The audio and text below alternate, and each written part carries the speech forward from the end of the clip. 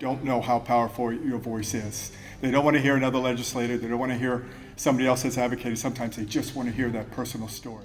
The only way to stop asbestos-related cancers is to ban it. About 40,000 Americans die every year of asbestos-caused diseases.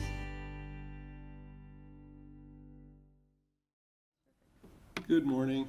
I'm Arthur Frank, and I've been asked to speak about prevention. And it's always tough to follow my dear friend Richard. He always gives a great talk, and I've been following him on podiums like this for many years. But I'm going to try to add a new perspective to this topic of prevention. Simply put, and I could just sit down next, is that prevention is done with regard to asbestos by stopping all use. Now, that doesn't mean disease would stop because of the legacy. We'd have a tale of 50, 60 years of disease even if we stopped it tomorrow, which we're not there, and a lot of countries in the world are not. As Richard just showed you, there's a variety of diseases. I'm not going to go through that. And we know that all over the world, prevention really does work. We don't have a lot of examples. But a very basic question is, if you stop using a material, does it actually stop disease? Well, we know that for asbestos. Countries like Sweden that stopped using it 30 years ago, the rates of mesothelioma are coming down. We know that because of OSHA regulations and the diminution of exposures at workplaces, it is uncommon these days to see cases of asbestosis. When I started 50 plus years ago, asbestosis was probably the most common disease we saw, more common than the cancers, and now it's fortunately quite uncommon. That said, it takes a lot of asbestos to produce asbestosis, but as Richard showed you, a single day of exposure is sufficient, both in humans and animals, as has been documented, to cause disease. So do we have other examples? Yes, we know that as men in the United States have given up tobacco while women tend to smoke more, rates of lung cancer in men have come down. And once we regulated vinyl chloride, we basically stopped a rare cancer, angiosarcoma of the liver, when that occurred. So the other issue is, how do we get people to understand that there's disease? Well, you have to have data. In the world of public health, we know that the lack of data doesn't mean the lack of disease, and that there are countries that, for many reasons, either refuse to collect data or just have a hard time doing so.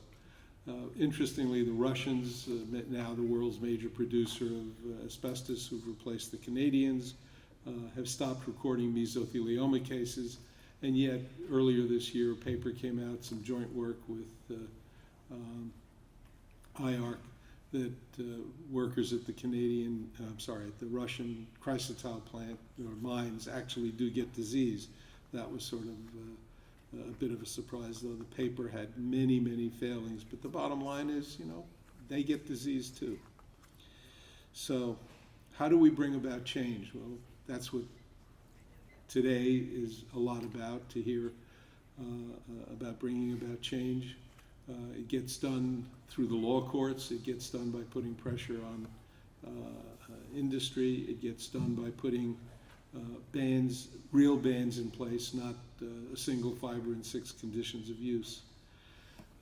Prevention comes in a variety of ways. Primary prevention would be stopping use, but secondary and tertiary prevention, which is what we're left with, is, since we don't ban use completely, is doing things like putting workers in respirators, which is a terrible way to have to work. But then we're also left with giving people vaccinations, because when they do develop disease, they suffer more, so we have to give them their flu and their COVID shots and so forth. We also bring about change by shining a light on disease. I have a colleague working with me as a postdoc in India right now, a country that has been abysmal in recording its mesothelioma cases, though by law they're supposed to. For years they didn't record literally a single case. They're probably still officially recording cases in the single digits in a country of 1.3 billion people. My postdoc went and looked at mesothelioma records from public hospitals, which only represent 1/5 of the hospitals of India. He only got responses from about half of those, so it was about 45 or 50 hospitals, some of which claimed they didn't have disease, where we know that they actually did.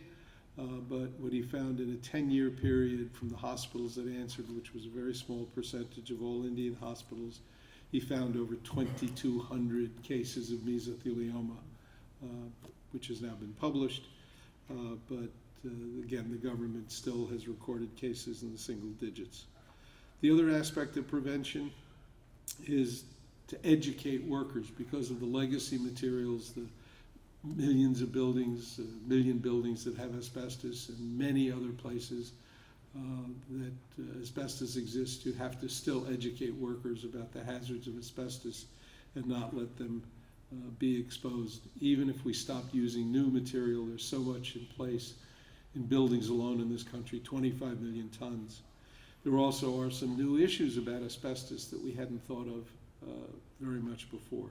The whole issue of ingestion, as you heard Dr. Solokov back in the Patterson plant days, found excess gastrointestinal tract cancers. He also found excess kidney cancers.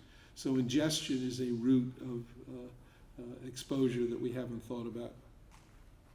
So what we need to do is get back to prevention. We need to support RBAN, and we need to remember that, as somebody once put it, if somebody takes out a gun and shoots you, that's called murder, but if you work with asbestos and you die, that's the cost of doing business. We can't let that happen anymore. Thank you.